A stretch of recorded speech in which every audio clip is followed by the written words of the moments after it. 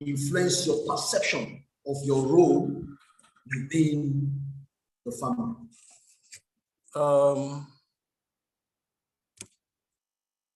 Can you hear me? Loud and clear. Okay, great. Good evening, everyone. My name is Emmanuel. I'm excited to be here. For me, we can't have too much of this kind of forum or fora, like some people say, because like Ihoma rightly said, we have too many, not too many, because, you know, our mothers are mothers.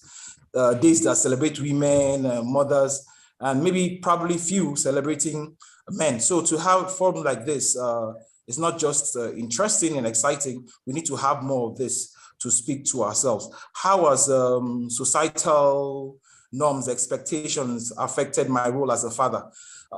Maybe the first thing we should talk about is the fact that what we call masculinity, the bulk of the time is an economic construct. It is historical, it is social.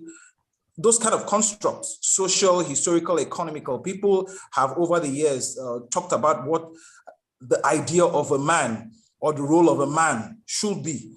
And so as a father, or first as a boy, I have grown up with these expectations in mind, trying to meet up with these milestones. And even as an adult, well into many decades, I'm still struggling to catch up with many of these roles and expectations that have been set up by society. Maybe because I have grown too mentally, I've done some self-development, I've gone through certain levels of therapy. I'm beginning to realize that not all the programs imputed as man is supposed to be run by me. Some are supposed to be shared by the woman that I live with, and some I'm supposed to take the responsibility too. So it has shaped my thoughts. So for example, I would say I was raised in a family where my dad, I'm trying to recall how many times my dad hugged me, maybe never, maybe once or twice, let me not say never. And so once or twice will mean that maybe one was mistakenly, or maybe our body brushed. I never heard the words, I love you. So for me, if I'm supposed to run on that kind of program, then it will go against what I have learned. So I had to do some kind of reconstruction to be able to tell my children, whom interested in their boys, I love you, give them hugs. So yes, it has affected my ideas as to what a father parenting is. But again, I'm trying my best to be the best man I can be within what I now know to be the acceptable yardsticks, if you rather, for being a father, for being a husband. I hope I've made some sense. A lot of sense right there. A lot of sense right there, I must say. Yeah, like I said earlier, there's some sort of pressure. You know, there are two set of people for me that face a lot of pressure. Men face pressure, but men particularly face a lot of pressure in society and firstborn children. These are the two sets of people in every society that faces some sort of pressure. You know, as a man, you're supposed to do this. As a man, you're supposed to do that. Why are you walking on this side of the road? Sorry, your volume has dropped, Miracle. Your volume has dropped. Oh, is it just for you or for everyone else? Yeah, it has dropped too. Oh. It has a cracking sound. Is it better? Cracking sound. Yeah, a lot better. Okay. Yeah. So as a man, you're supposed to do this. As a man, you're supposed to do that. You're walking on this side of the road. You're saying, "Oh, why are you walking on this side? You know, don't you know you are the man? Oh, why didn't you open the door for the woman? Oh, as a man, you're supposed to provide for your family. Oh, as the man, you're supposed to do this." So there's some sort of pressure on men.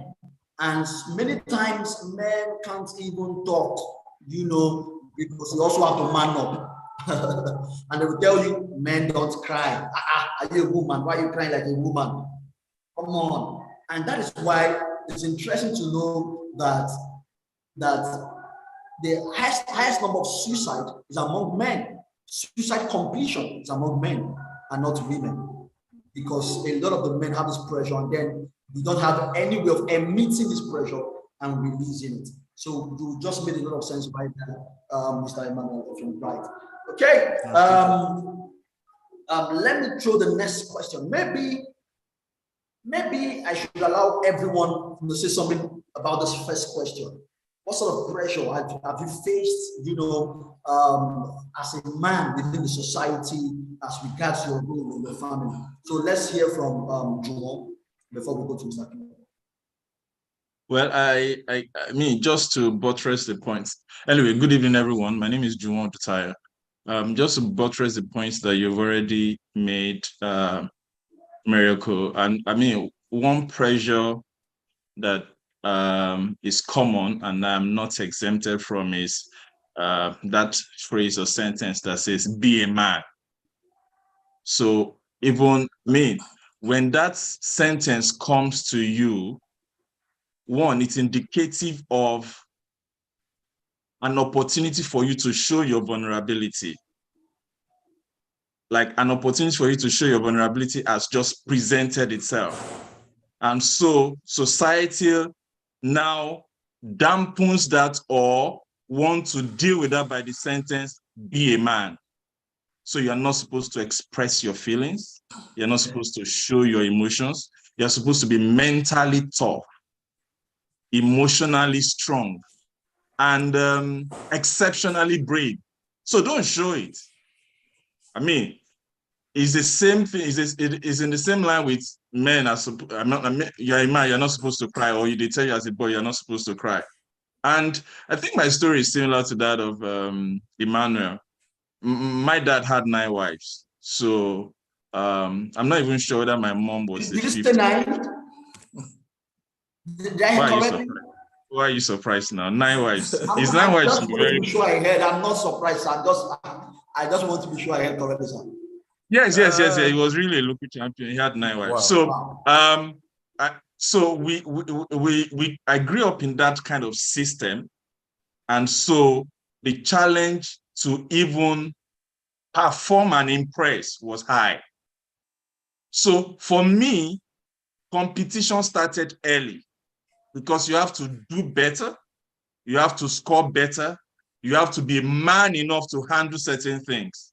And those were the things that I grew up trying to deal with in becoming the person that I've become today. Of course, a lot of things have now happened in the process that I've uninstalled certain things, and then I've become the person that I am today. But that was the system that produced me. So you just have to be a man. That was something that continued to ring in my head for many years. So when I had challenges, when I had difficulties, I was always telling myself, be a man. Why will you tell anybody what you're going through? Handle it yourself, sort it out. Yeah, so I mean, just to add to the things that you said, that was my situation. Yeah. Beautiful. Awesome. And somebody said in the chat box that Idon is a father of many nations.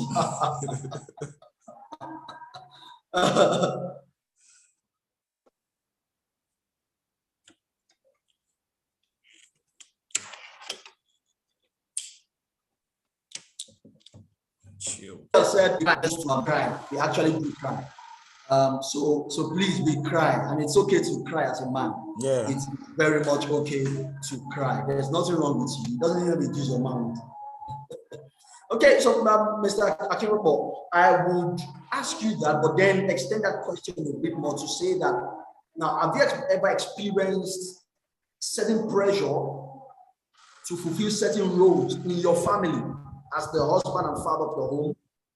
Can you give us examples if there have been instances like that where you have actually had pressure to fulfill certain roles in your family as a man, as a father? Thank you, Miracle. Good evening. I also extend a right hand of fellowship by way of greeting to the 2 panel.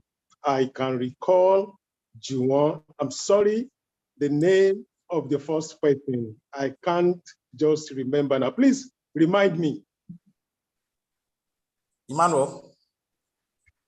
Oh, Mr. Emmanuel, thank you.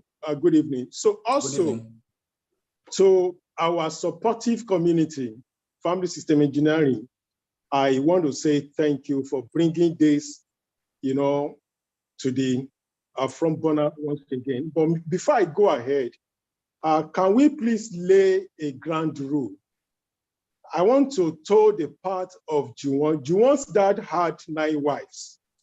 And some people just burst. They were laughing as if they've not heard that before. So if I say anyone that laughs, we will delete that person from this meeting. So my dad had 7. My dad had 7 wives. So Juwon, I'm your senior. Hello, younger brother. Don't mind them. Don't mind them. I'm tempted to help my father add. I'm tempted to help my father make up the numbers. It's not a competition. Mr. Emmanuel, how many does your father have, sir? Only one. Oh, he made the mistake of having only one. Okay. Me too. My father has only one. So thank God we are together. And we are the two people who doesn't have. We both don't have white beards. So maybe that's why. Okay, no problem. So now straight to the question you ask. You see, from the part of Nigeria that we come from, Yoruba Southwest, for every culture or belief system that was handed over to us, there was always a cultural background story to support it. For any culture to have found itself deeply rooted in our behavior, there will always be a story to back it up. So when you're talking about the story or the culture of be a man, you have to be this, you have to be that, don't show your emotion. 2 stories backed it up, at least to my knowledge. The first story was in the Bible, which was actually misinterpreted, that whoever that is not, any man that is not capable to feed his family or to fend for his family is not fit, to be in the society or whatever. So that thing has been narrowed down to any man, any father who is not able to fend for his family is not fit enough. So that thing has been wired into our head, such that when we began to grow up, they sounded it to us that for you to be a man, for your wife to respect you, you must be financially buoyant. So any other thing that happens to the child or the wife does not concern you, in so much you are financially buoyant. That is one story. Another story that supported be a man, when I was going through my healing process, that was when I did some research into that. So when you hear it be a man, one of the stories that backed it up was the story of one man, one chief in 18th century who committed suicide. This high chief in Ibadan committed suicide against the tyranny, against white man's tyranny. So since then, they've now made that to be part of our culture, that instead for you to just bow down, for anybody to ride over you, it's better you die. So that person committed suicide. Then afterward, they've been saying, you have to be a man. You have to be a man. And the name of this man in Ibadan is Balogun Kobomoje. That means the man did not spoil his child. The man did not spoil his name. So instead for him to bow down to the white supremacy, the district officer there, the man committed suicide. So when you look at that cultural background, over time, that thing has been wired into our lifestyle. So now coming to the story that or experience where I had put pressure on myself, I think I have a story like that. Nobody put pressure on me. My wife did not put pressure on me. My children did not put pressure on me. My mother did not put pressure on me, but I put pressure on myself. What was that pressure? The pressure was, I be a man now. I needed to provide for my family. I needed to make everything good for them. So when I entered into some businesses, because I'm the head of the home, because I should be able to know everything, regardless of the expertise of my wife, I will not run those things. I didn't run those things with her. But when it boomeranged, when I ran into huge debt that affected me, affected the children, affected her also, that was when I now opened up. I couldn't open up because of how I was raised, that you have to be a man. Everything that happens in your house has to be decided by you. Your wife has little or nothing to offer. So as a result of that, I inadvertently or even intentionally, let me even say intentionally, deliberately put pressure on myself, thinking that I knew it all. So when everything had boomeranged, my wife now offered a position, a support, an advice that I could have given, that she could have given me if I had involved her initially 2 years earlier when I went into that business. That was 2008, 2009. So it was the pressure I deliberately put on myself just because I was raised to believe that I should know everything. I should be able to provide everything for the home. So it's a self-inflicted pressure upon myself. All right. Thank you very much. It's a pressure that you put upon yourself in order to be able to provide for your family. I let me even ask, is it because that's really one pressure that is, it's a big pressure on men, financial pressure, right? Men, you have to make money, you have to provide for your family.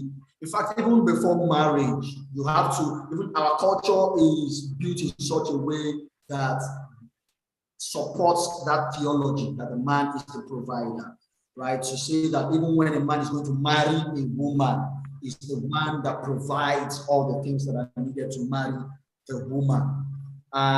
Many times it's the one that rents the house. The woman moves her things from wherever to live in his house that is already rented. So it's there's some sort of maybe subtle idea that the man is supposed to be the provider. So I really want to ask, because that's a major pressure men are having or are going through right now. Is it, let me ask Mr. Emmanuel Effiong-Bright, and maybe other people would also have something to say about it. Is it the job of the man to provide? Is it the duty of the father to provide for the family? You're muted.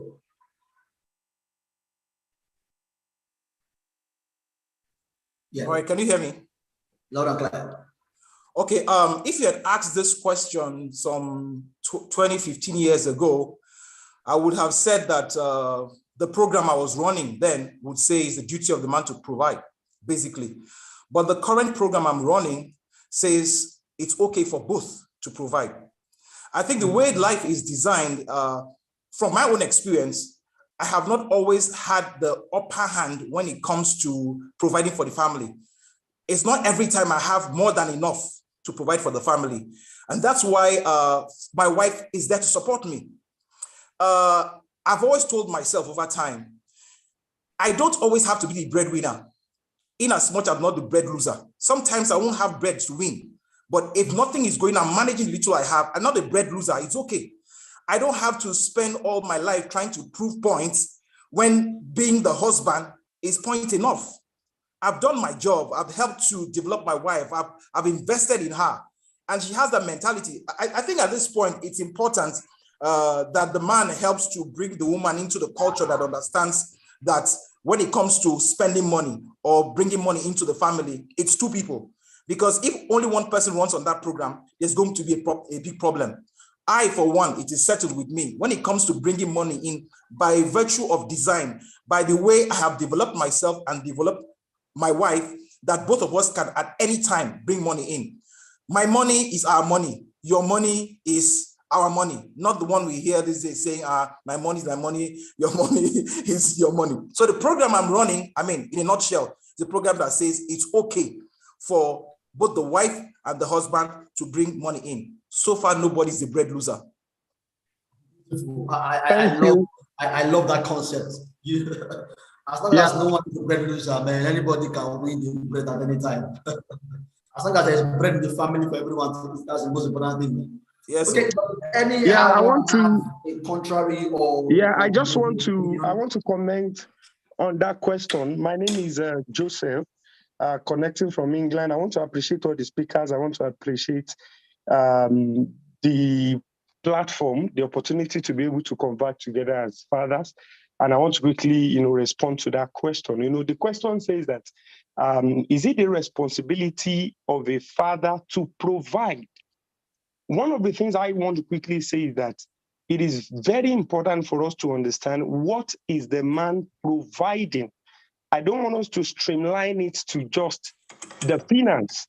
So when we say, is it the responsibility of a father to provide, it is also very good for us to look at what exactly is the man providing. Providing. I will come from the area that, hello? I think somebody is... So I will come from the... There seems to be some sort of conflict.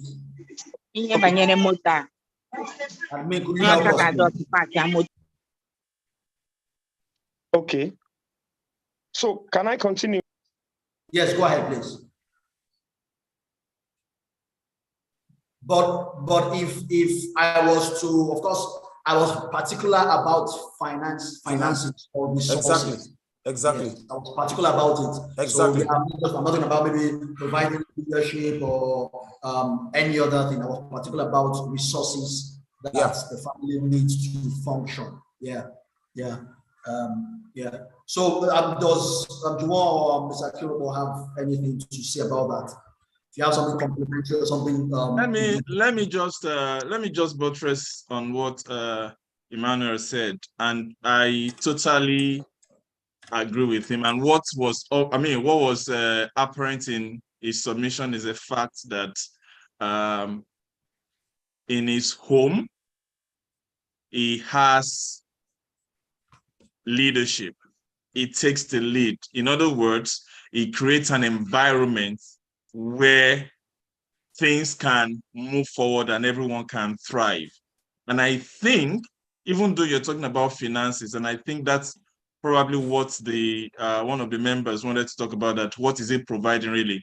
So if you're providing leadership because of the fact that you are the husband, you're the father, you're the one who is leading the home, who is leading the family. When it comes to finances and other branch departments of the things to be done in the home, it will flow seamlessly. There won't be need for this is mine, this is yours, because there is somebody who takes the lead as regards how things should run and what system will work. So, he said program, the program he runs. I will tag the word, the system that he runs in his home, basically. So, as far as I'm concerned, when God brings the two people together, it is not for one to make life difficult for the other. So it is not for one to become a pressure on the other.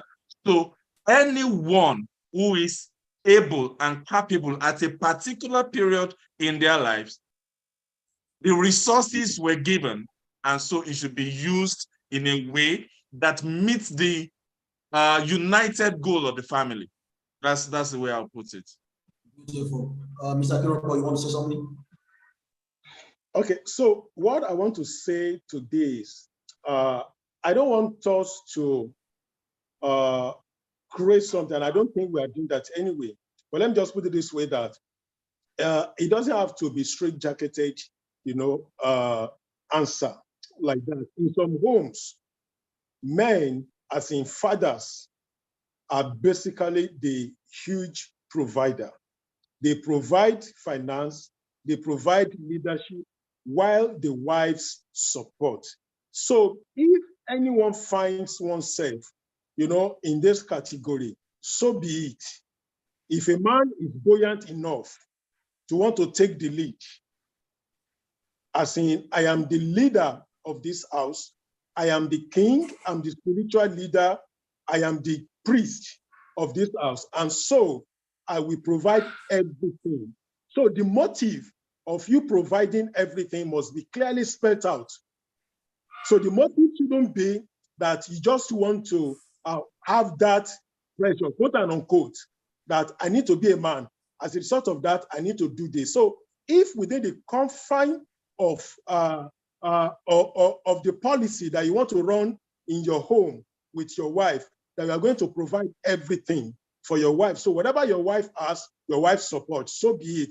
But if in other hand, you find somebody is here, finds himself or herself in any situation whereby it is done 50-50, let it be clearly spelled out that the finance we are doing in this house is 50-50.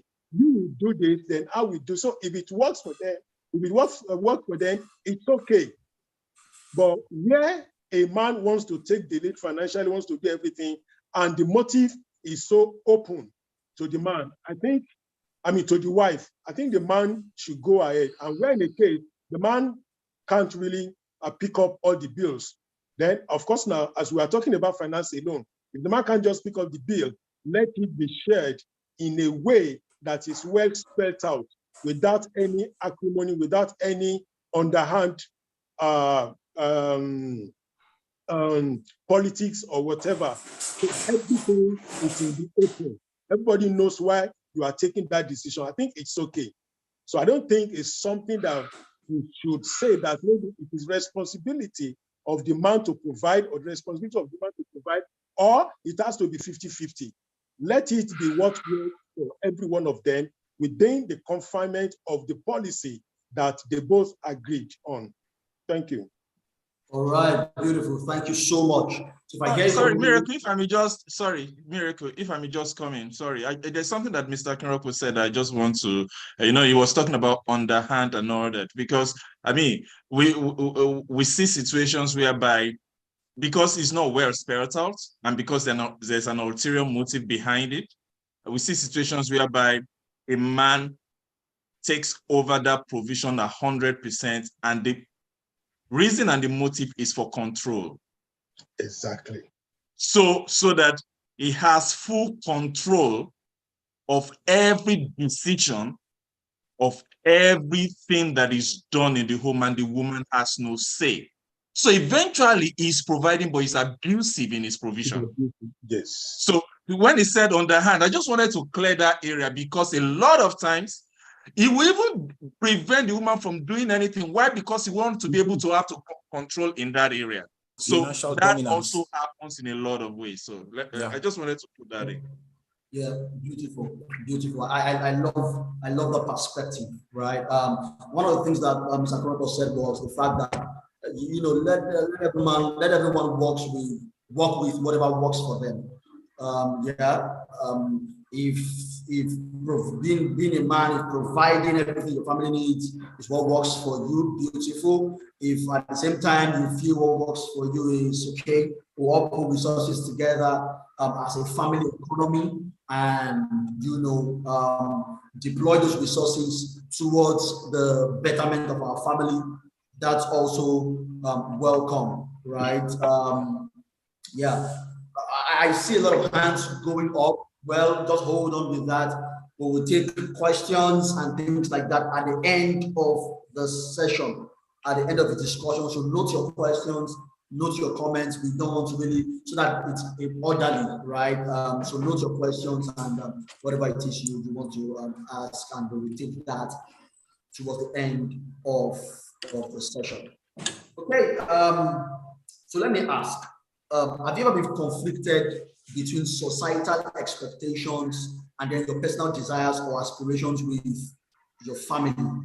You have personal desires or expectations, or aspirations rather, but then it seems to be conflicting with what the society is expects. How were you able to handle it? If you have personal examples, this will really help. Let me give you an example. So I'm sure that societal expectations, for instance, finds it almost forbidding for a man to cook. It's almost forbidding. So let's say you are a man who likes to cook, right? And then your in-law comes to visit you. You and your wife, you are at home, and then you go ahead, you go into the kitchen, and prepare something for them to eat, while your wife is maybe doing something else or just making them feel welcome.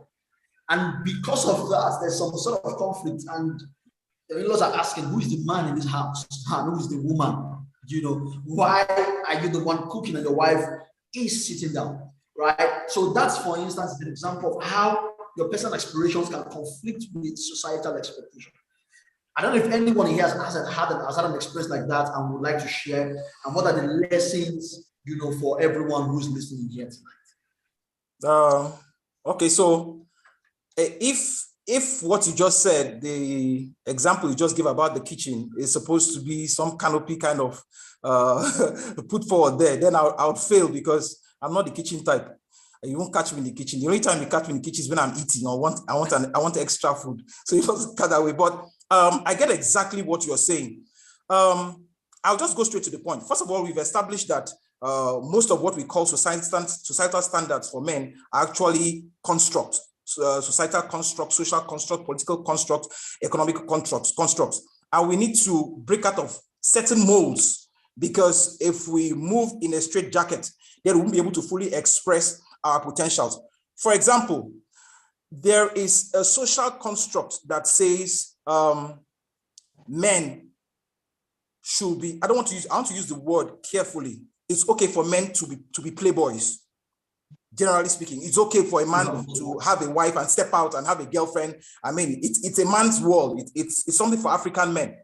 So coming from an angle where I choose to be faithful, and I go into a circle where things like that are discussed, you are seen as a subversion of a man, like you don't really understand what a man's role should be when it regards to such things. And I took time to go through certain list of what societal standards for men are. And I'll give a side to that. For example, to be a man, you have to be a risk taker. Sometimes you could be risk averse. There's nothing wrong with that, because there are reasons for it. It's okay for a man to be a playboy. There's nothing wrong with being faithful. You must always be in emotional control. Emotional submission sometimes help you to gain emotional control. You must have power over women. Sometimes there's power. Actually, the idea of power over women is the reason why some men find it difficult to stay under female bosses. But if you must earn to take care of your family, there's nothing wrong with staying under a female boss, particularly if she's providing leadership in the workplace enough to take care of you. Society says a man must win consistently. Sometimes you lose, sometimes you win. I mean, if I bring about the premiership metaphor now, everyone start fighting for their team, so we won't go there. Some people say, as a man, you have to be violent. You are not Zazu. I mean, everybody can be Zazu. Peace is an alternative. You can follow peace and grow. You must be self-reliance. It's okay to be dependent sometimes, right? Work is uppermost. Society says work is uppermost in your mind. And we are saying family is uppermost, because the reason for work is actually family. And one of the major reasons for work is actually family. The pursuit of status. You have to get to this point. I mean, at some point in your life, you have to have a doctor before your name. If you don't have a doctor before your name, you are not so. All those kinds of stuff. It puts pressure on people. And someone is saying it's okay to be you a lot of times. And then the last part we talked about, using finance as a tool to control your spouse, which is basically dominance. It's okay to be dominated at times. I mean, even in sexual relationship, men were thought to be full dominating. I mean, these days, it's okay for women to get what I'm saying. I mean, they're on top of things. So, I don't get what you're saying, sir. Huh? What do you say? With these few points of mine, I've summarized what I need to say. Didn't you hear there was a woman who preached against what you just said now, sir, very vehemently? That every woman that is on top is going to hell. That the described angelic and scriptural way is the man to be on top. But here sorry, let me just say something here. Let me see how fast I can chip this in. A real life story. So we have this friend, big muscled, both financial, there's financial muscle and fiscal muscle. He has this financial muscle, he has this fiscal muscle. But sometime in his job, he had an accident. So he was not able to provide for the family. That aside, he had to go to the hospital. And in that hospital, his bed space was on like the 3rd floor. Now, while they were in the office, real life story, the hospital caught fire. Guess the person that took the husband, the big, bulky, huge husband. Guess the person that took him from that floor to the outside space. His slim, lanky, let's use Nigerian word, pepper wife. He carried him, the huge man, in his hands, went downstairs, no lift, and took him outside to prevent the fire from taking the husband out. So whenever I think of this real life story, I see it as a metaphor. There are potentials in our women that we must allow, right? And if we get it right, we won't have to carry all the load, because there are times in life when the woman should actually carry the load, because there's time to carry load, there's time to rest. Otherwise, you get to a period, like we say, where men keep dying before women. I mean, we can die at the same age or just shortly before. Yeah, that's what I want to say. All right, thank you. Sorry, Meredith, can I share personal experience? Yes, of course you can. All right, okay. So one of the societal beliefs that I have had to deal with is, it's in two perspectives, really. That pressure of a man has to do 9 to 5. So it was something I dealt with for some time before I got liberated, in the sense that you wake up in the morning and you should leave home and go to work and come back in the evening. In fact, what makes you look hardworking or busy is if you come late. If you come home earlier than your wife, you are really not doing as much as your wife is doing. It was a pressure. So many times, I was in a 9 to 5, and we will close by 5 or 5:30, and I will retire home. And in my mind, I am a family to the core. And in my mind, I have good time to spend with my kids, look at homework, check with their stuff. And my wife comes home my wife comes home 3 hours later. That's around 8 or 9. So she appeared to be the person that is actually working, and me, I was just lounging. It was pressure. So there were times, and I'm going to be honest with you, there were times I would close and just hang out, because I don't want my car to be seen in the compound as if, did this not even go to work today at all? Do you understand? And then big challenge again was the fact that I happen to be a creative. So I thrive in my own cocoon. So 9 to 5 was not really working for me, because I was not really being productive to do what I really would have loved to do. So I wanted to run my own thing. So eventually I even stopped 9 to 5 and I was working for myself. Oh boy. People thought I had no job. Yahoo. And in fact, I did that for like 6 months or 7 months. And I started looking for a 9 to 5 just because I wanted to leave home in the morning. So that at least throughout the day, it's not that they are seeing my car in the compound and they are thinking, this guy is just eating breakfast, lunch, the wife is just living out there. The wife is the one feeding him. I didn't hear you. So I said they would think that your wife is the one feeding you. Yes, exactly. And well, in fact, even if that happened to be so, who said it was wrong? So anyway, so I had to deal with it and accept me and what I am capable of, until I began to realize that, no, I don't have to fall under this pressure and try to please people. And because my wife and I had our understanding, we know what was going on, we know what we're running our home. So eventually, of course, I got over it, and I got over it. But it was one pressure, because we were asking for what societal pressure have you had to do. That was one pressure I had to deal with, because it looked as if, and really, even up till now, my wife would go to work early in the morning and come back maybe 10 or 11 because of the kind of work that she does. And if left to my wife, my children will be left to the care of nannies. But when we realized the design that God actually managed or created for us, we began to thrive in it. So that was one societal pressure I had to deal with. I just needed to share that. I love that. I love that. Thank you. Thank you for sharing that. And I'm sure that people are actually learning from these things, actually. Yeah. You know, you just, I can imagine how you were feeling. Even if you work from home now, even if not as a family man, just that you work from home, people are looking like you like, are you a Yahoo boy? You know, I know many times people have asked me, what do you do? You know, you're always at home. I'm like, what exactly? People don't even understand that concept in the 21st century, post-COVID era. People still don't understand that you work from home. I'm telling you the truth. Sometimes I see myself explaining to people the concept of working from home. You know, and I get that pressure. Sometimes you just feel like, okay, let me just go outside. It looks like I'm hard working. Yeah. No, it's called show walking. It's called show in Port Harcourt. It's called show walking. If you do the math, you must do show.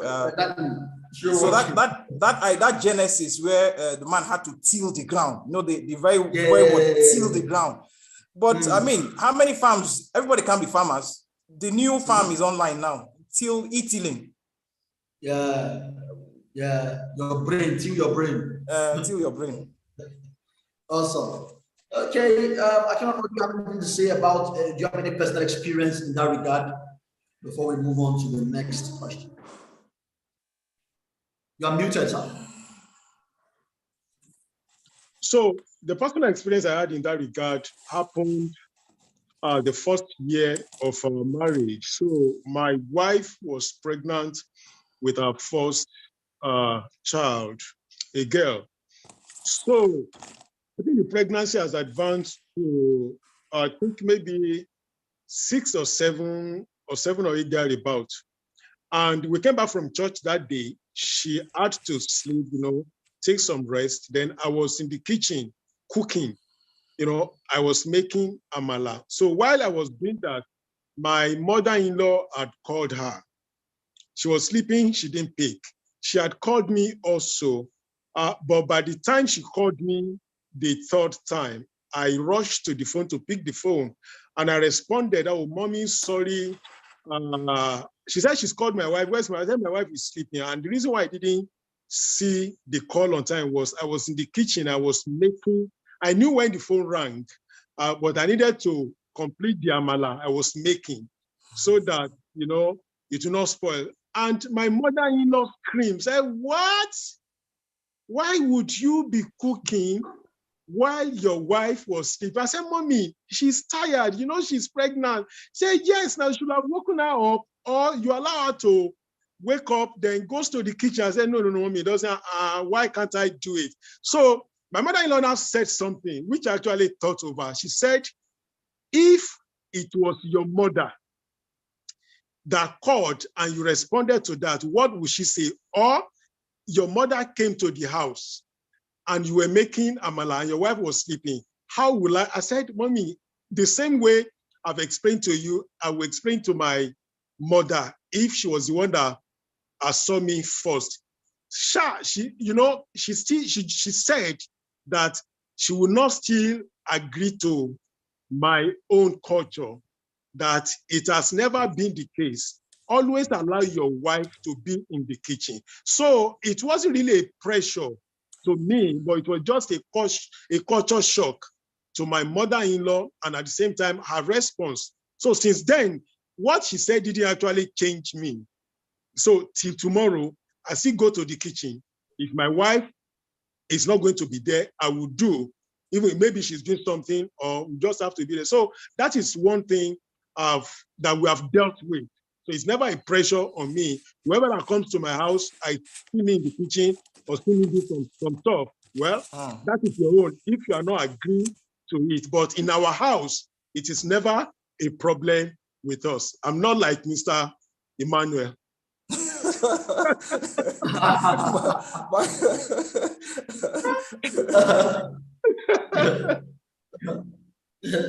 You might not blame Mr. Emmanuel, because for a lot of us, for instance, I cooked my first meal in the university when I went to school to study.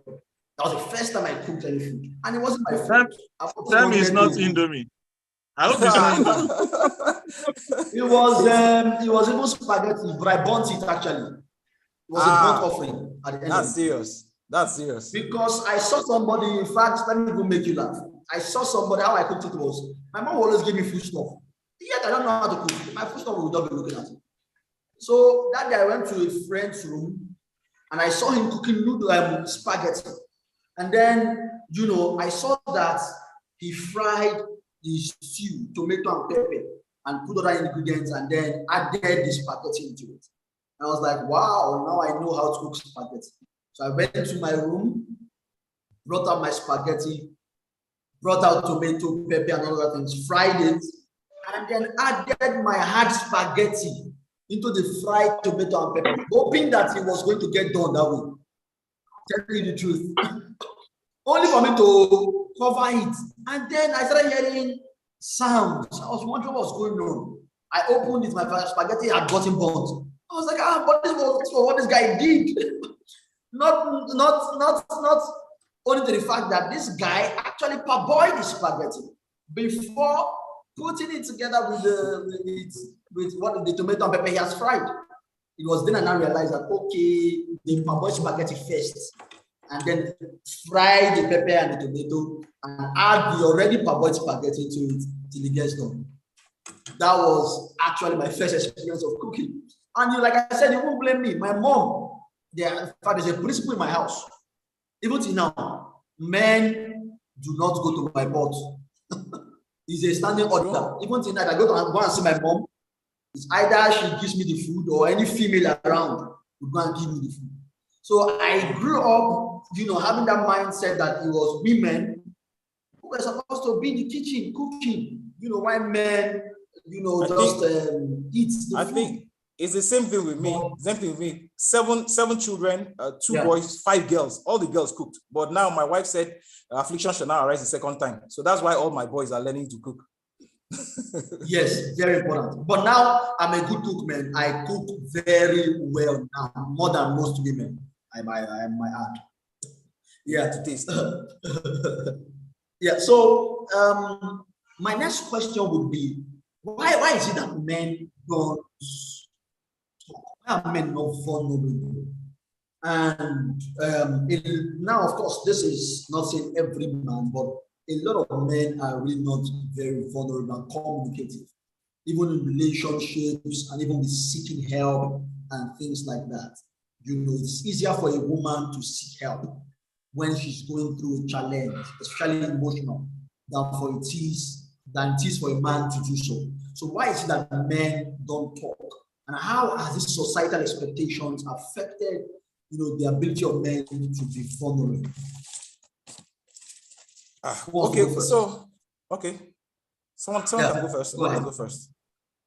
No, someone can go first. Someone can go first. No problem. I don't have to always be the first. Someone can go first.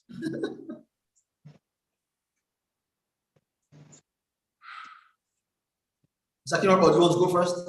Okay, let me go first. All right. So why some men don't talk? I think we need to go to the background of some situations that have made some men not to talk. So we need to go deep into their childhood experiences. Maybe it's possible they've been shut down severally by their parents, maybe the dad, the mom, the aunts, or the uncles, or even the siblings.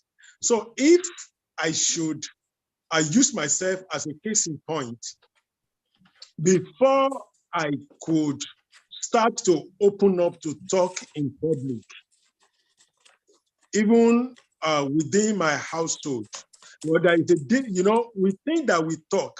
So, okay, let me put it this way. Some of us who had been shut down when we were children, so when we now begin to talk, we talk unintelligently.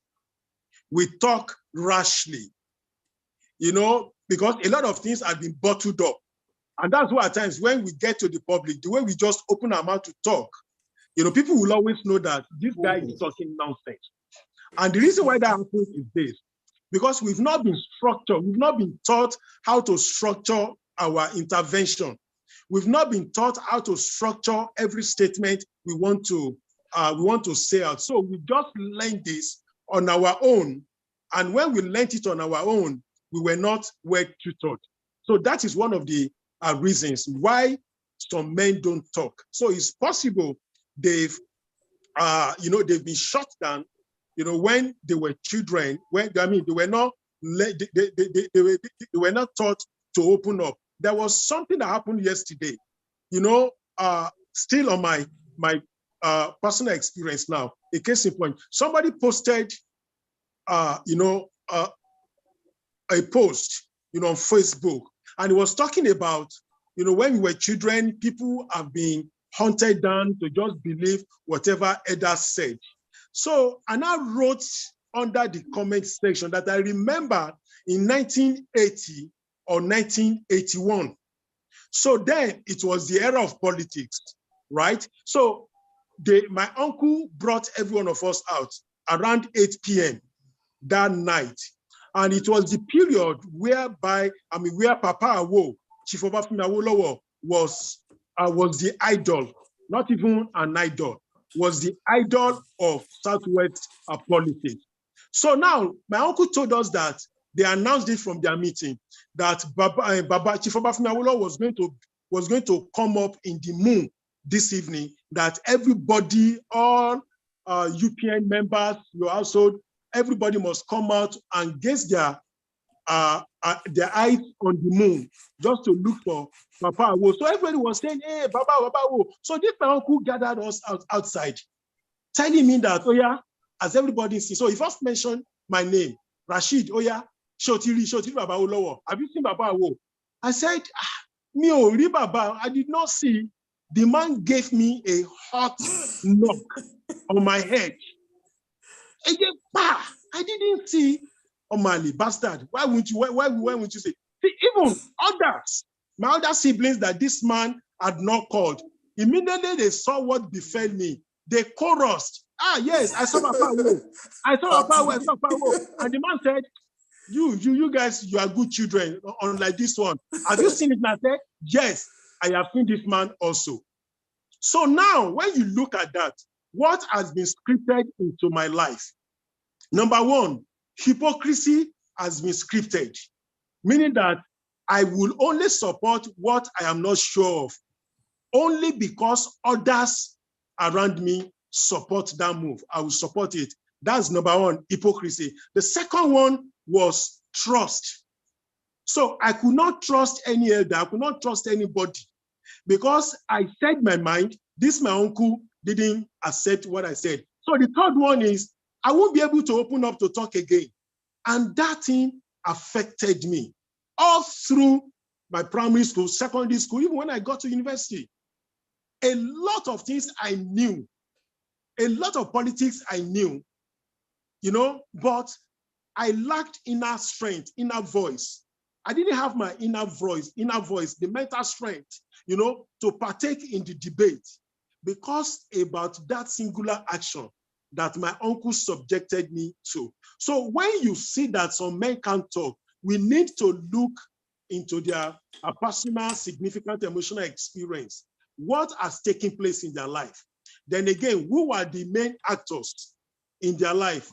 What were those things? What were the experiences? The first time they opened up to talk, the first time they spoke the truth, what was the reward? Were they shut down when they spoke the truth? A lot of people that we see today, they spoke the truth. All those things now, when the parents will just gather us, see, whoever did it, just say the truth. I will not beat you. I have seen in our clan back in the day that we said the truth. One of us said the truth, right? Told the truth about what happened.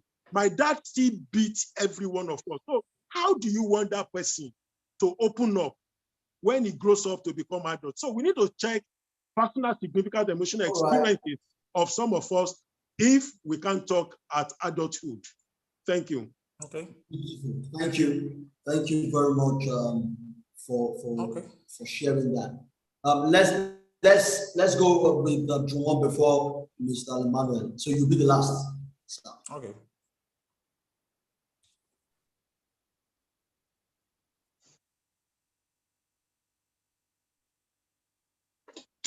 You are muted. So sorry. I said I will lean on some of the things that, the things that Mr. Akinroko said. Background, significant personal experiences shape how men talk or don't talk. And major thing now is, depending on what your background is, the pressure of, that pressure that we're still talking about, that you just have to get it right. You have to do it well. So if you are going to talk, you have to talk well too. So fear of, I hope I'm going to be able to say the right thing or express myself well enough that people are not going to criticize me. So that fear, because you have the pressure on you that if you mess up or you don't say it well, they're going to ridicule you. They're going to make fun of you. And it probably even happened to you when you were in JS1 or in primary school, and your classmates gathered and laughed at something that you said. And as a result, you just hold back because you don't want to be laughed at. So now you are afraid that I'm not going to be able to say it right, so you hold it in. And again, you realize that people that did not talk were even applauded. Their silence was even like validated, like they must be wise for them not to have talked. They must be intelligent. So you did that opened your take home. You are the one that has been read. You that was bold enough to open your cake hole and express how you feel or what you thought about it. You were the one being ridiculed. And somebody that did not say a thing was commended for his silence. So the man begins to feel, okay, I will actually appear wise if I don't say a thing. They will think I know so much, but I'm not. And then you do that and you form that pattern through the years. And eventually, you get into a relationship or you get into a marriage and you're just closed up. Your answers become yes, no, no, no, and then you're not expressing. So it has to be traced to what significant experience damaged you in this way or affected you in this way that you have not been able to come out of. And so if that can be discovered, like Mr. Akinroko talked about his own that he came out of. I mean, if an uncle knock you like that, you will be lying all your life, as in just to please people. You just want to say something that everybody, you will go with the nonsense. So basically what I'm saying is that there must be something, one or two, that happened to you when you opened your mouth to talk, that somebody did or somebody said, and as a result affected you, and you come to believe that, okay, maybe a man doesn't even say much at all. And then you also look around you, the men around you, people around you who don't really talk are seen as being, man, that's a man, like that. And you just think you just have to go along with Johnson. So your significant personal experience can play a role, really. Yeah, beautiful, beautiful. I remember that when I was growing up, I think we went to travel to the village, and then one of my uncles saw me. I was quiet. I was just on my own. I was like, this guy is quite mature. So maturity was, being withdrawn, keeping to yourself. So most likely, if I was a talkative or if I was talking, I would have been seen as immature. So you can see the correlation. So if, for instance, I was planted in my head, I can then grow up thinking that, okay, men who don't talk are the matured guys. Why the ones who talk are immature? So let's round off that conversation with but before he talks, please, if you have a question that you would like, you can put in the chat box, because afterwards, after he finishes speaking, we'll start taking questions from the audience. So if you have questions, put it in the chat box, or if you want to speak, we would unmute your mic and so that you go ahead to speak. So just indicate by raising up your hand immediately he finishes speaking. Go ahead, sir. Okay. Well, I may not have had all the hugs and I love yous from my dad and my mom, but specifically my dad. But I grew up in a family where I was encouraged to talk. As a matter of fact, as young as 10, thereabout, my dad had a role model. If you were born in the North or if you're following politics in the North, you would have known who's called Maitama Sule. You know, my dad, each time he showed up on NTA, my dad will point at him and talk about his speaking prowess. I wanted to be like him, you know. I wanted to speak and express myself. So my dad had ingrained that. What he was inevitably saying to me was that, see, if you speak, you command attention, express yourself as much as possible. But interestingly, something happened in university, my early years, that almost shut me up. I was courageous enough to join a debating society, and it was by department versus another department. So much hope was on our team. The whole theater was full, and it was my turn to speak. Well dressed, I stepped forward. And the last thing I remember saying is, good afternoon, panel of judges, co-debaters, accurate, thank you. I couldn't remember anything. The whole school looked at me. The whole hall I felt like dying. When I escaped that session, I told myself I was never going to open my mouth again. It took books and people to encourage me to begin to speak again. So why don't people speak, men speak again? They are not encouraged to talk. They don't know what to say. They don't know how to say what they want to say. They don't know where to say, and they don't know when to say. What I've personally done and what my experience has taught me, even when I'm teaching or facilitating a class, I try to make sure everybody speaks. And I have a policy that says whatever you say is correct, just to get people to speak. Because you can never know at what point the person will be encouraged, will be breaking out of a circle to begin to speak again. They say men bottle things in. But I think it's time to start lifting up the lid. Open the can, let everybody start speaking. We need more speaking men so we don't die with our speeches. Awesome. Yes, so we need more speaking men so that we don't die. I love that. Like I said earlier, one of the reasons, you know, because if you look at the trend of suicide, like I said earlier, because there are three levels of suicide, right? There's suicidal ideation, suicidal thoughts, there's suicidal attempt, and then suicidal completion, right? It's interesting to know that we have more women who actually attempt suicide, but more men who actually die by suicide. And it is a lot of, and it is also very interesting that there are more women who are dealing with depression than men, yet more men are dying by suicide than women.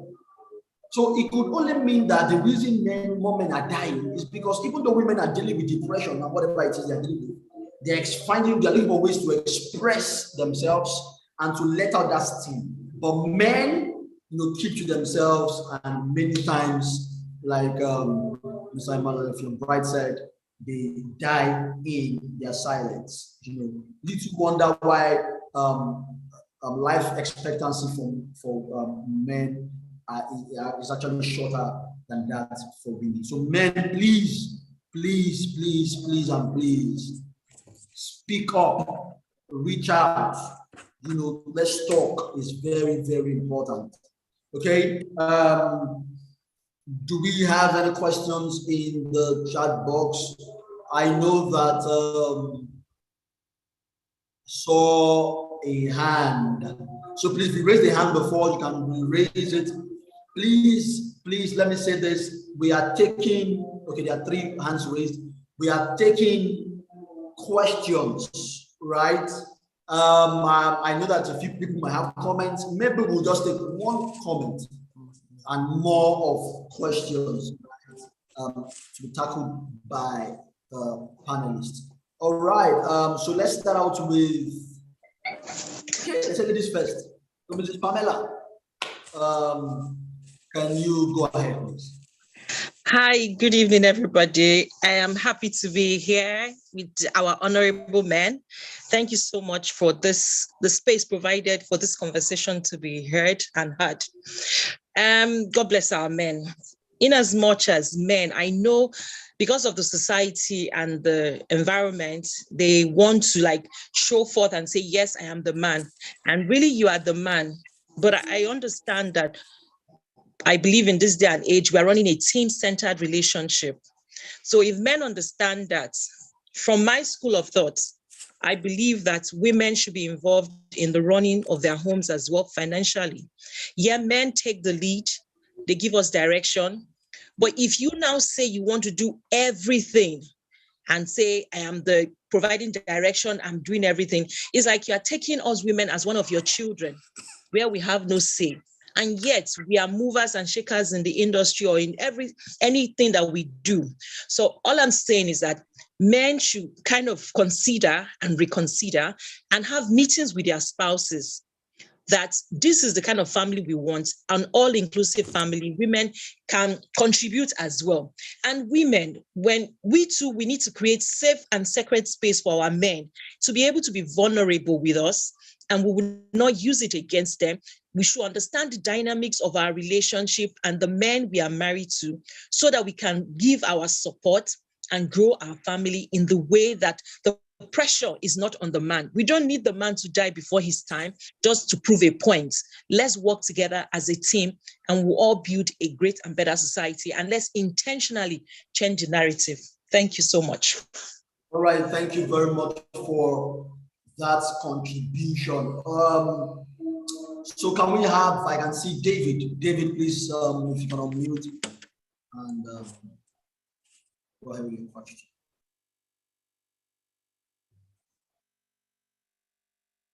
Yeah, Mr. Knopper said, thanks, Ma'am Pamela. Some of us men have burnt our fingers in that area, but we have learned better now and we enjoy our homes. So there's something that she said, very powerful, about creating a safe space where men can be vulnerable. That's very, very important. Because a lot of the times women will say, I want a vulnerable man. Are you sure you want a vulnerable man? Because a lot of times, many women cannot handle vulnerable men. Because you know what vulnerability is? Vulnerability is that if it's like in a girl in the office, will come and tell you. Would you be comfortable with that? Yes, that's vulnerability. A lot of the times, what we want is not actually vulnerability. Yeah, a lot of the times people say, my deal breaker is I don't want a man that will cheat on me. Yes, you are focusing on the end goal, but then many times they do nothing to prevent that from happening, which is creating that safe space where a man can be vulnerable with you, where a man can be open, can have open, sincere communication with you.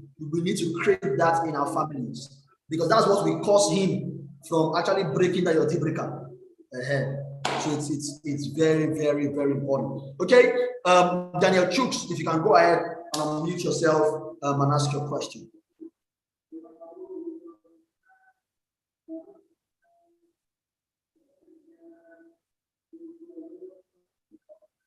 Daniel Chooks, admin, can you help me unmute Daniel Chooks?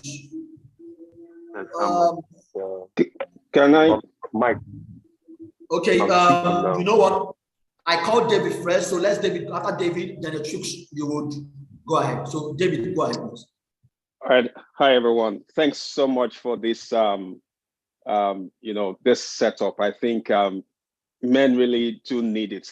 I don't have a question, but I just want to share a story, an experience I had. Your story, hello, sir. Your story should be for 1 minute. 1 minute, please. Okay, sure. I'll try to make it quick. So when I was dating my wife, there was a day I had to go to work and I was really sick.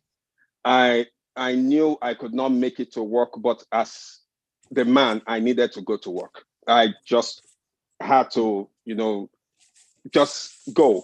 And the thing she did was one of the things that made me even think, say, you know what, this lady is a keeper. She was ready to pay me to stay at home, to actually pay me for not going to work if it was earning money that was the problem. I know many men will probably see it in a different light. And of course, I think that was one of the pluses also that made her even love me more, for that vulnerability that, you know what, I can't go to work because I need to have this money and all that. But it also changed my mindset about things that, you know what, as a team, we need to support each other because we'll always go through seasons. And when these seasons come up, there may be times that our wives will be financially better off and we don't even have any power. And there are times we may be at the top and they may not have. And so we need to embrace the seasons that we are in so that we can support each other as a team. Thank you.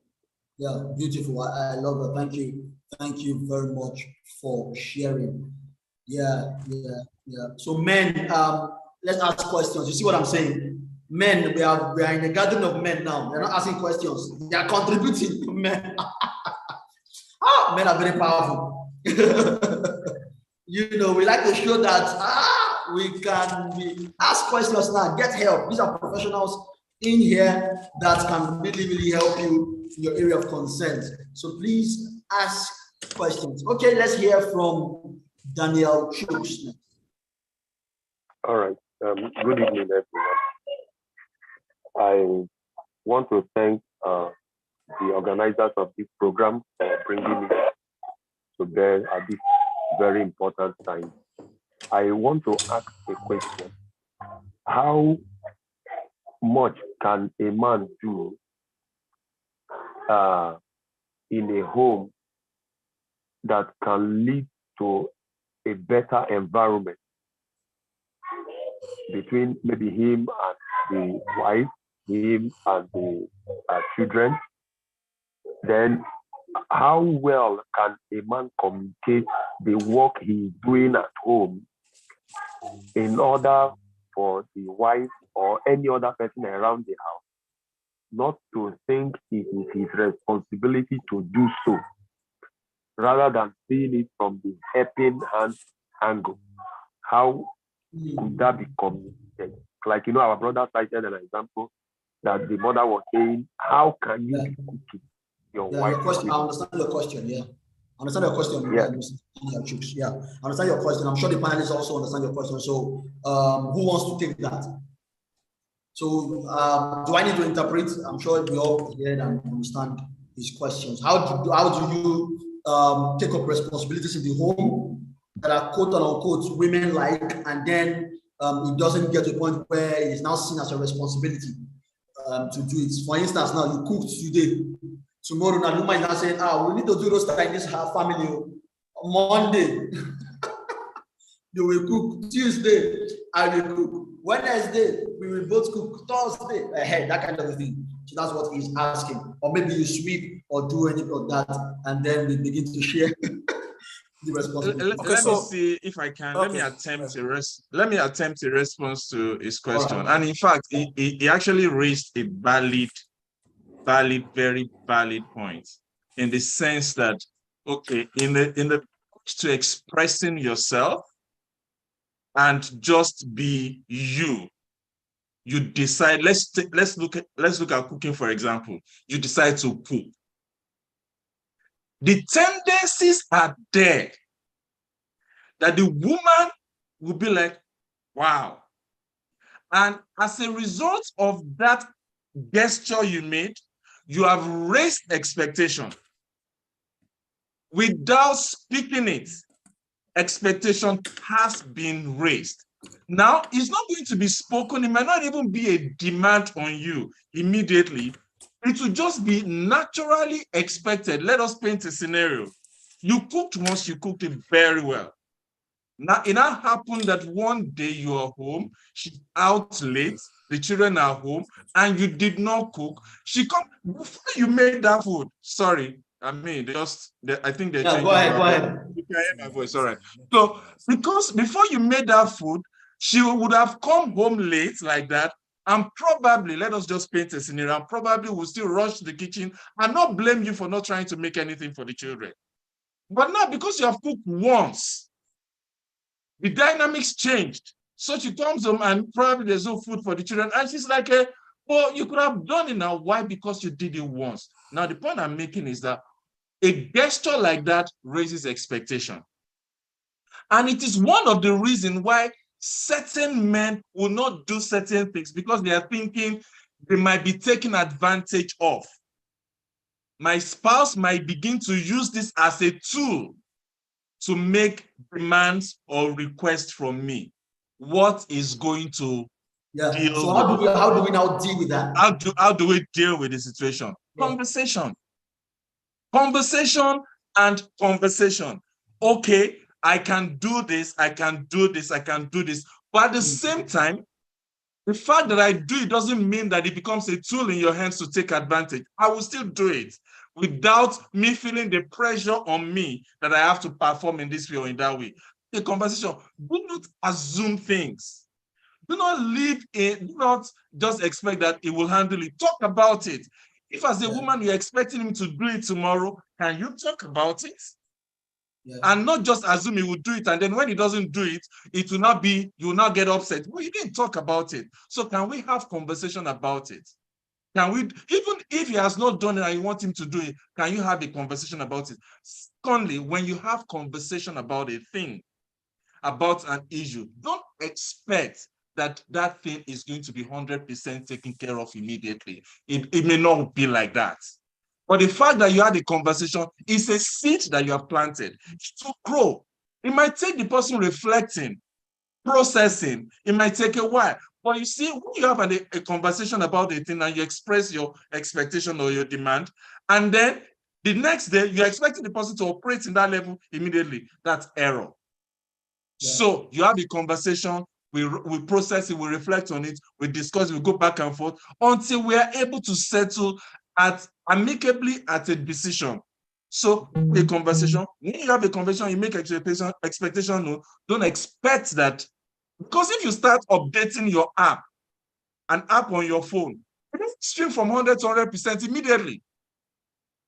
Yeah. It goes 10, 20, and sometimes you can stay stuck at 30% because there are certain technical work that are going on underground. So sometimes when you talk, it probably will go from 0 to 10. Don't expect it's going to be 100 immediately. That's my own submission regarding that. Awesome. Thank you. Thank you very much for that. I think Mr. Limale wants to respond quickly to that. Let's make it as quickly as possible. Well, I won't have much to add. I would say, how much can a man do to show a woman? I mean, from the question, it will depend on the woman's definition of how much. But let me also say here that it's important. Some of these issues we are raising here are things that should have been addressed even before marriage. Even before marriage. But I mean, for the bulk of us here, if we are married now, I think what he said is way to go. But someone will argue that no matter how you try to explain to the woman how much is much, it may take 50 years and she will still get it. I don't know, maybe she needs to go for therapy, but whichever way. But I like to say, people say women are intuitive, men are knowledgeable. For me, I think women are also logical and analytical. I'll place the fact before you. And when I say argue, I'm not using argument in a negative term. And argue to the best that I can, right? Okay, so for example, during this fuel crisis, if my wife's car engine is V30, let's say V30, mine is V2. Now, my wife would say, please, which way are you going to? Okay, you're going to my direction. I'll drop at so point. But before we get out of the estate gate, my wife will say, okay, before I drop at that point, you will go to the market. I need to pick up something from there. Okay, then I need to pick up one cloth there. Then I need to pick. We'll have done like 10 places before I actually go to where we are going to. I'd actually tell her, see, madam, in as much as I want to help you do this, I cannot do X, Y, Z. And then on days when I cannot do it, sometimes I have to remind her that I have done. People say, don't bring up things you've done in the past. No, I bring it up. As I see, I did X, Y, Z, just a reminder that I still love you and I still care. But how much will depend on the woman. In fact, why I say analytical and logical, sometimes if it means putting up the figures for the woman to understand what it's like, you might have to put up the figures and statistics. Now that's me speaking, because they'll say a man's muscles is, let's see a quick one. They say men and women have practically some set of 20,000 genes. They say genetically, men and women's DNA are about 98.5% the same. They say men may have denser, stronger tendons and ligaments. Men have more muscle mass, but women's muscles are more readily resist fatigue and are faster to recover. If it means, the way I talk in my family, if it means giving the fact down to statistics and quoting, I will quote it. But at the end of the day is to ensure that at least we're on the same page. And like the last speaker said, don't expect changes overnight. It may take time, but then hopefully you get the right result. And if you don't, please, I always talk about therapy. Both of you can go, but it helps. Because some people already have the mindset. PowerPoint presentation too. Yes, explain one by one. Do you agree with this point? Tick. Do you agree? Tick. Then we'll resolve it. Infographics so that they can see it properly. Awesome. Okay. I think there is a Mercy. Can you please help unmute her? While we are unmuting her to ask a question, I want to acknowledge everyone streaming in from YouTube. We have people from YouTube. Thank you so much for joining in and for being a part of this. Thank you so much. I'm sure you're getting value. I'm sure you're learning things this evening. Thank you so much. You can send in your questions via YouTube as well. I'm sure to get to us somehow. So please drop in your questions on YouTube. So if I want to believe Mrs. Mercy Umeri is ready, she can go ahead with a question. Thank you very much for this opportunity. My name is Mercy Umeri. I am joining in from the US. I just wanted to say thank you for this kind of platform to have to listen to our men and to have our men express themselves. And I think we should have more of this kinds of conversations. Mine is not a question. I'm going to play the devil's advocate here for the women who are on the group today. I just want to say that we need to protect our men. Okay, I'm listening to some of this, so many of these childhood experiences, societal expectations, and I think that sometimes as women, married women, we have a place to help our men, give them a platform where they can express themselves, be vulnerable, and we protect them, let them know it's okay to talk to us. Let them know it's okay, that this space is okay. And all of this that I'm saying is from a personal experience, right? I grew up in a Christian conservative home. I heard one of the speakers, mention, I think it was Mr. Akinropo, who was talking about that scripture. Oh, any man who is not able to provide for his family is worse. My home used to use the word infidel. They didn't use unbeliever, to let you know how deep it was. And then 4 years into my marriage, my husband loses his job. In that period, at that time when my husband lost his job, he was the operations head of one of the top banks in Nigeria at the time. And I was like, this is my family who does not respect, in quotes, any man who does not provide. And this man has been providing. We had courted for so many years because I told him I'm not going to marry you until I see my last sibling out of the university. This guy was investing in my family. Then all of a sudden he loses his job. I protected my husband because number one, I knew he was a responsible human being. Life just happened.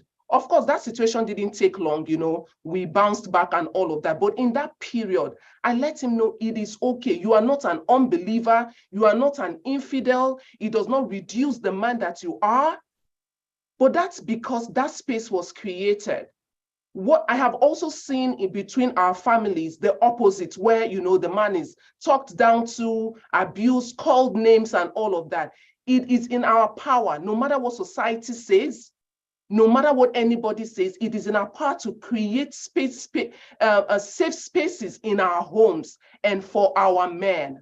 They need to know that they have our support. Thank you. Thank you. Thank you very much, Mrs. Mercy. Thank you very much for that contribution. Thank you. I have a question in the chat box and I'll read it quickly. The question is, it's been mentioned that both men and women can provide the help required at home. As a practitioner, family practitioner, I believe, there are now too many cases where husbands are not doing anything and they seem very comfortable living on their women. They find it an insult when it is suggested they go back to paid employment. Meanwhile, business is bad. So wife pays rent, school fees, feeds the family, including his family members who live with them. How can these men be helped? How, I'm stressing it, how can these men be helped? Because really they're actually men like that who, the same way somebody mentioned women taking advantage of men taking up certain responsibilities. Certain men also take advantage of women, trying to also support the family financially. So how can this type of men be helped? So let's answer briefly because we want to take one or two more before we round up. Let's make it as brief as possible. Thank you. Mr. Akinwupo, do you want to speak to that? Okay, so I go first. Okay, now I think this question keeps coming up every day we host Men Talk or Fathers Talk, and it's because it keeps happening. We keep having this question because this thing keeps happening every time. So the advice I would give the woman first, because I guess the question was, sent by a woman. The advice I would give first is what, the support or the contributions women have been giving so far in the past 1 hour that we've started at this meeting, right? And that thing is, the first thing is the woman should provide a safe haven for the man to express himself or for the man to seek a solution, right? So why did I say this? When I first launched my book in 2018, a friend of mine, a lady, got the book, read through, and said, yes, I will get this book now. And I want to buy it for my husband so that it will change. And I've been talking. I said, well, madam, if you bought this book and give it to him, I bet you, your husband will not read it. And your husband will believe that you have gone out there to go and report him to your friend author. And your friend author had recommended this book. I said, no, you can buy this book. You'll be reading it. Don't give your husband. So when you are reading it, you are a woman and you are reading a book entitled, the title is centered around men. So your husband should be able to query you. And why are you the one reading this book? It should be for me. Even if it doesn't say that, when you are not around, your husband may sneak into the library and read that book, unknown to you. So that's one of the strategies. I said, but if you go ahead, to rub it on his face, I bet you your husband will not respond to you as well. So let the women create safe haven. And where a safe haven has been created by the woman in concern and the husband feels still not, yielding to what the woman wants, I would advise the woman to seek the help of a qualified therapist, counselor, or coach on how to get the man on board. This has been a recurring question. I think it happens to some of our men, and I'm not really happy about it. I am not really happy about it because I am shocked that we see this question is being sent today again. So that is the only two advices I will give. Create a safe haven for this guy to open up. And if you have created a safe haven and still not yielding any desired result, reach out to a therapist, counselor, or coach on the next step for you to get the husband on board. Thank you. I think I totally agree with what he has said. The part I'd want to speak to is that fact that some men would rather die than seek therapy. Some men would rather die than seek therapy. But again, we must also realize that some of these traits and characteristics, we had seen them even before marriage. And that's why counselors try to tell people who want to get married, especially ladies, don't marry a lazy person. Is he working? If a lazy person, a structurally lazy person gets a job and loses the job, he may not want to fight for another job. But someone that's hardworking may want to stay on. But again, that's not even where I'm trying to focus. I'm trying to focus on that phrase, which has almost become like the theme we are discussing now, creating safe spaces. And we must define what safe spaces are. When you ask what a man's expectation in relationship, people are quick to talk about respect, physical intimacy. But that self space is basically friendship and acceptance. Before a man will accept to go to therapy, he may want a pre-therapy. Your friendship and acceptance is that pre-therapy. Are you at his low moments, how do you define him? How do you speak to the child inside of him? If we're able to do this, then it's going to be a lot easier for men to become, vulnerable. It's going to be a lot easier for a man to want to follow you to a therapist because he knows, in fact, he wants to get you happy.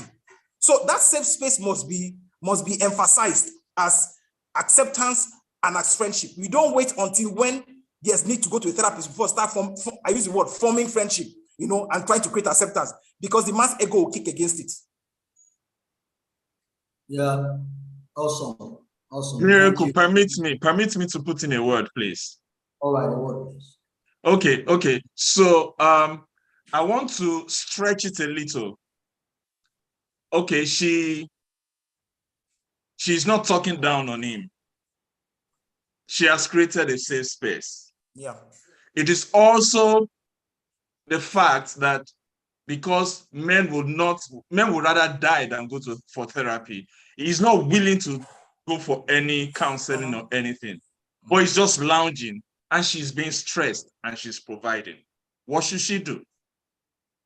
Now, first thing I'm going to lean on what Mr. Emmanuel said was that let there be friendship, because that friendship can also be therapy. Let me just use one illustration. It was when there was plenty that Joseph in the Bible saved. He didn't wait for a problem to happen before they were storing up.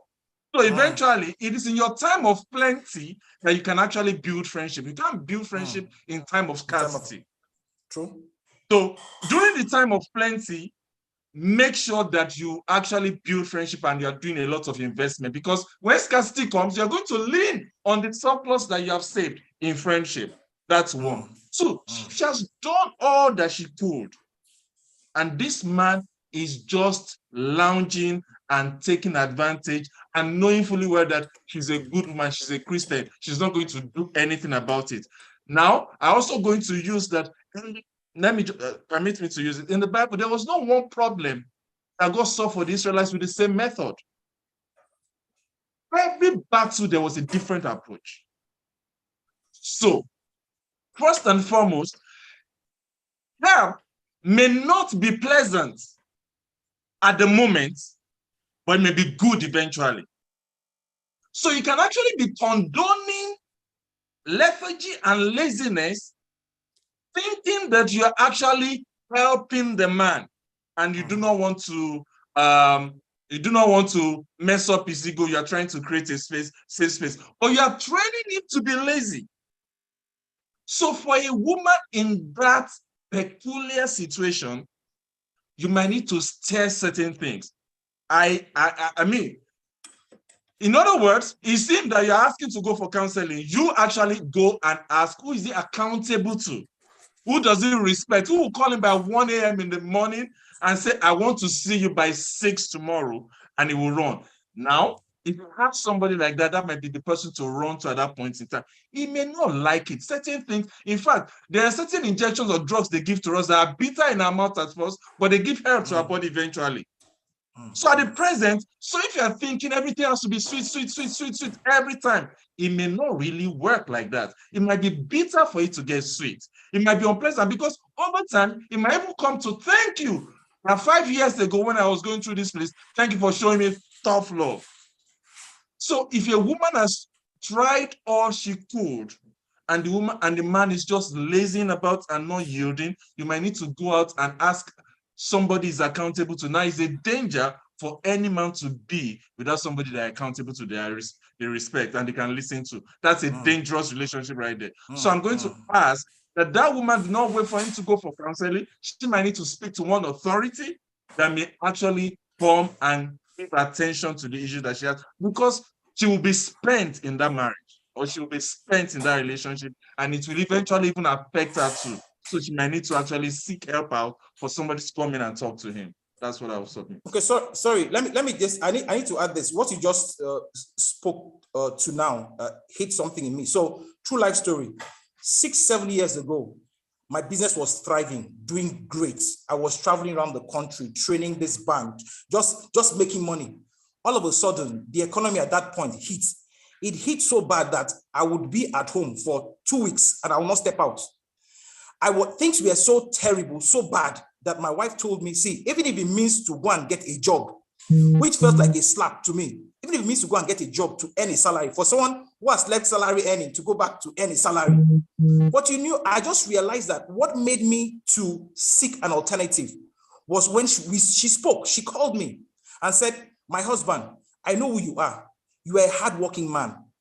You know what? I know the future is bright. It may not look that way. But if not for anything, before we got married, there are certain things you promised me. And I know you have the capacity to deliver those things. And that's why I'm putting my trust in the belief that if you try one or two other methods to bring money in.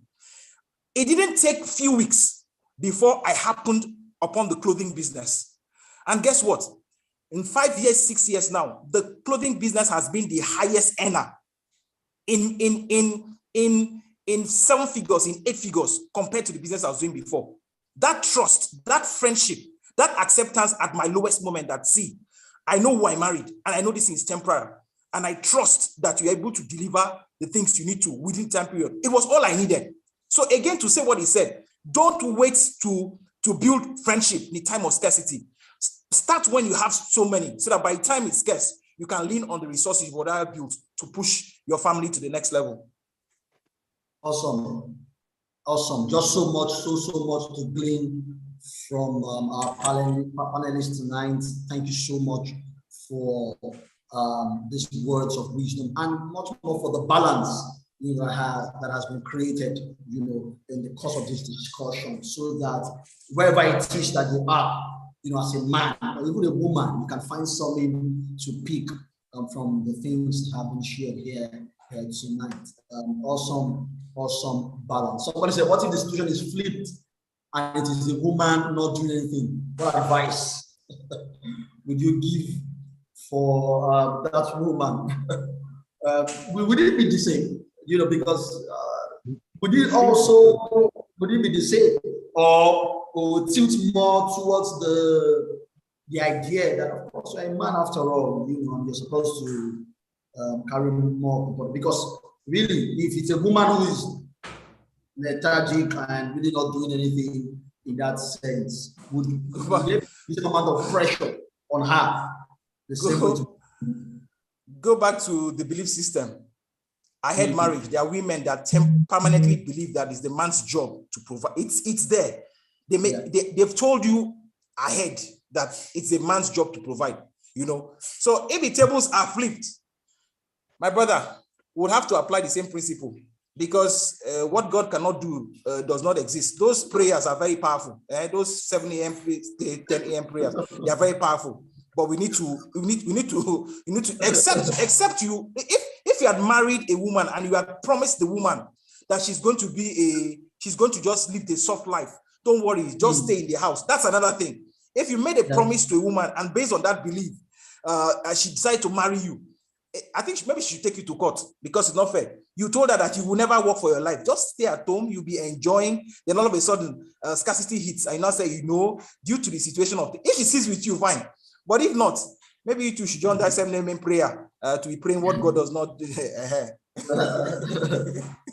Okay, thank you very much. Thank you very, very much.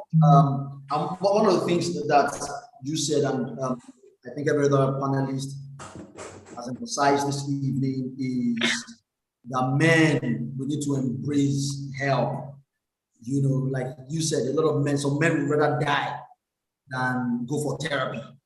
Because to him, what is it you want to tell me? I've had cases as a therapist, for instance, where I'm supposed to see the man and the woman. Only the woman shows up. Where is your husband? My husband has refused to show up. He's like, what do you want? What? Is not a man like me? What will he tell me that I don't know? And really a lot of men carry that belief and that mindset.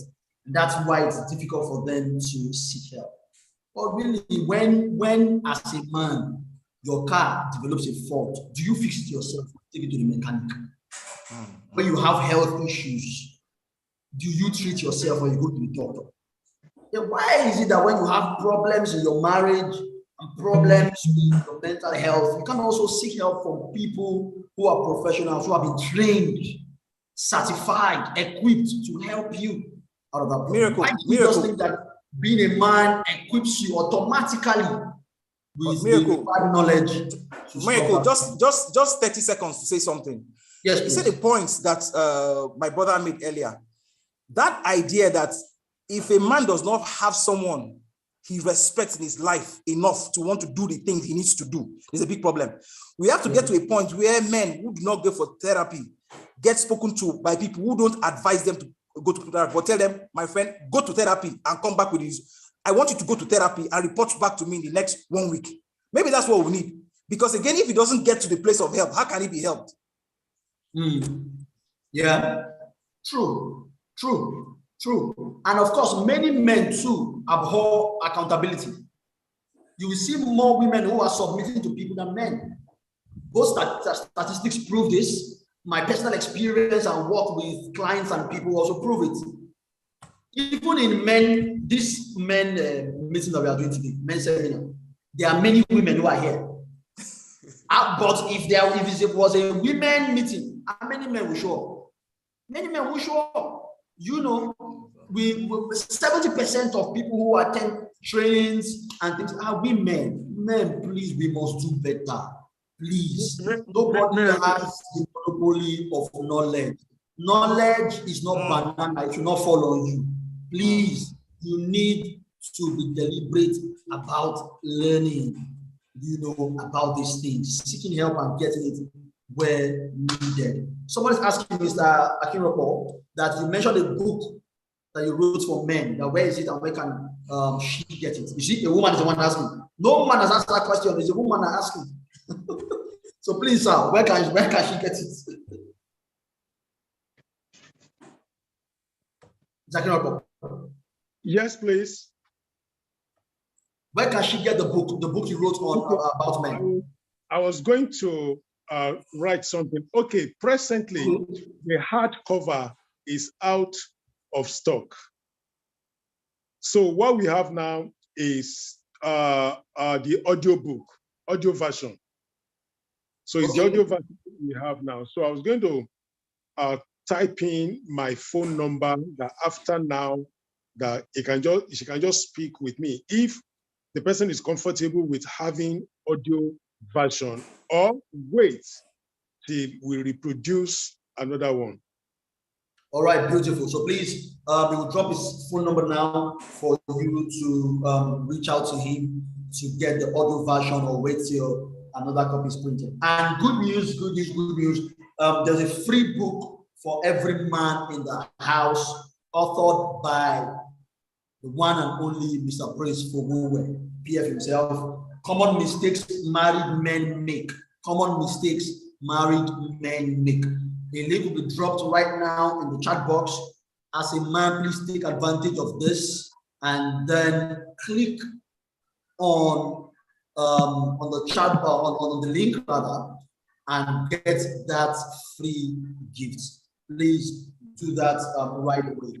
I don't want to lose a thought. I mean, permit me. There's something you said, and I don't want to lose a thought. And I think we should share with this in this meeting. You talked about accountability, and you know, before now I said that it's during plenty that you actually can build a lot of surplus and save.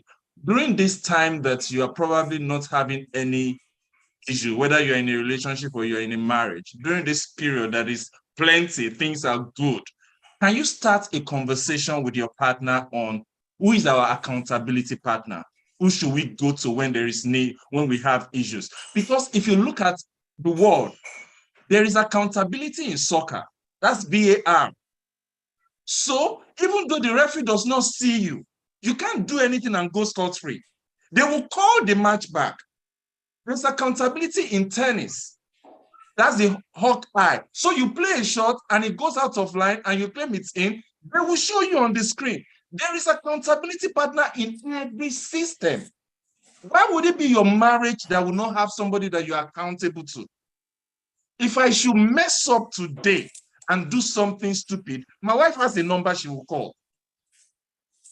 During this time that there is no issue, don't discuss accountability when you're having problems. Discuss accountability when both of you are good. So, sir, so ma, who do we go to if you have issues?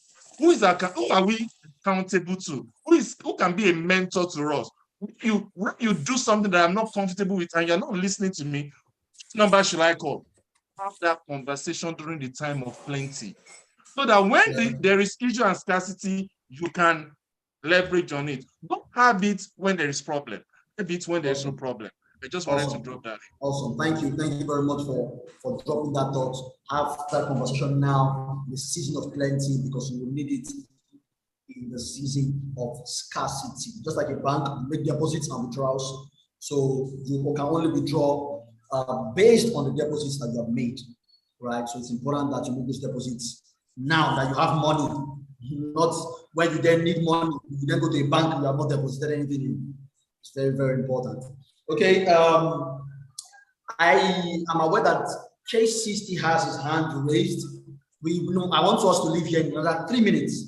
So, and I have another announcement to make. So please, KC, if you can just round up your thoughts or question in 30 seconds, I will really, really be grateful. So please, mention you, KC, to ask this question as we round up.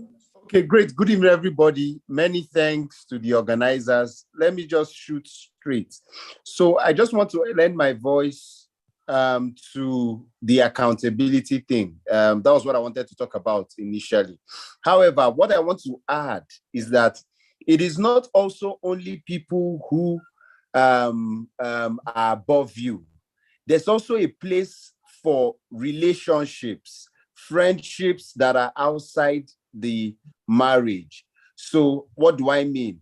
You have people, sometimes there are some, sometimes your wife doesn't want you to be friends with some people. They don't like a lot of friends around for different reasons. So I just want to say that it is also good that we have relationships that are healthy, people who are our contemporaries, that we subtly look up to or look forward to. Most times, it could also be an opportunity for us to take problems to, for example, my wife knows my guys. They are not people that are ahead of me. They are people that we have come to be friends. What we hold is true, is genuine. Imagine that such things get to them. They have a way of coming to have those conversations, and I will just go with what they said. So let us ensure that we have relationships, a lot of them, relationships that are heading where we're heading. Thank you. Beautiful. Peer mentoring, very important. People at the same level that your wife respects, and then she can also get to talk to as well. Okay, there is a webinar. I think this family meeting done once every month. The focus for this month is fatherhood. So we continue that conversation in that webinar on the 24th of June. The link has been dropped right there in the comment section. So please click on the link and register for that session. Both men and women are welcome to be a part of that session, because we need to understand fatherhood. Is fatherhood giving birth to a child? What does fatherhood actually mean? These are conversations that we need to have. So we've started this today. We step in the right direction.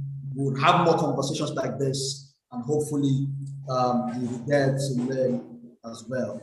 Okay, as we draw the curtain tonight, I just want to take last words. Now, this must be last words. 30 seconds, last words. Last words did plenty. So please, let's just do 30 seconds each as we round off. It's already 9 p.m. We need to go now.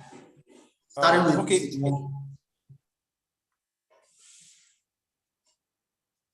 Who is going first? I wasn't expecting you to start with me, but let me see. I don't know what I'm on my screen. That's how I'm starting with you. Okay, all right. Okay, let me see what I can say. Let me see what I can say in 30 seconds. I just want to throw this to all men out there. Create a system that your family can run with. Even God, in creating you, there are 9 systems running in our body that makes us function. Digestive system, nervous system, reproductive system. If you eat in the morning, maybe later in the evening you go to the toilet. Why? Because there's the system that takes the one that is good for your body, and then there's the one that is your waste, and then you go. If you have a system in place that your family can run in, you need to create it. It will work. Even when you're not there, that system will run itself. it will run itself. So create a system. You don't have to do Mr. A and B templates. Create a system for your family that can work with you, work with your unique skills, work your wife's talents, and can be productive and make both of you thrive in your marriage. Awesome. Create a system. Awesome. Thank you very much. Please, once you hear me say awesome, that's time up. Mr. Emmanuel, you're next, sir. Okay, like we've rightly said, most of the ideas we've discussed about masculinity is basically a societal constructs, economical construct. I would say deconstruct and reconstruct what works for you and your family. I'm done. Deconstruct and reconstruct what works, because not everything society is saying will work for you. Yeah. Very important. And lastly, Mr. Akiroba, I like how short that was. Okay, thank you. So I will do this, and I'll start with short teaching Pastor Poju preached some time ago. There was a man whose phone rang in the church, and everybody looked at him. They chastised him because his phone was not supposed to ring while the service was on. This man went out, he got himself in a beer parlor, and mistakenly, the beer slipped off his hand and splashed in the against some people there. And instead for them to chastise him, they all hugged him. That no, it happens. We are one here. And they even bought him more bottles of beer. And the man felt that I was in the church. I made a mistake. They chastised me. But here in the beer parlor, I made a mistake, but they embraced me. What does that tell us? It tells us that we should always be in a place where there is supportive system. So I want a supportive system where you will not be judged by your mistakes. So I want to encourage all men out there who are present in this meeting, join a supportive club, a supportive system where your mistakes, your vulnerability will not be judged, but will be helped by everybody in that society. That's beautiful.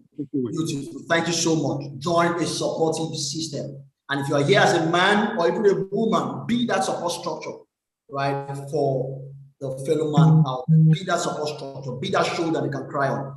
Be that listening ear they can talk to, right? And be that voice that speaks into their lives. Ladies and gentlemen, this is what we draw the curtain for tonight. I'm sure you've gotten value. I want to thank you for showing up. Thank you, Mr. Juwon. Thank you, Mr. Bright.